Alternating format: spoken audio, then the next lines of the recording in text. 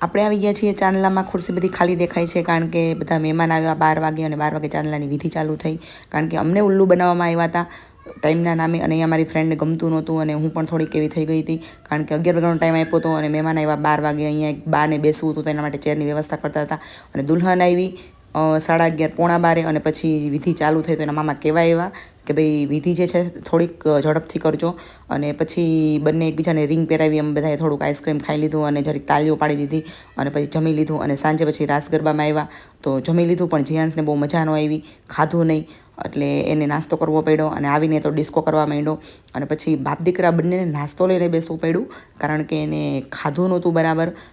જમવાનું સારું હતું પણ ખબર નહીં બંનેને શું થયું તો એ બંને એકબીજાની નાસ્તાની ખેંચતાણ કરતા હતા. ઓલો કે હું તને ન દઉં, ઓલો કે હું તને ન દઉં.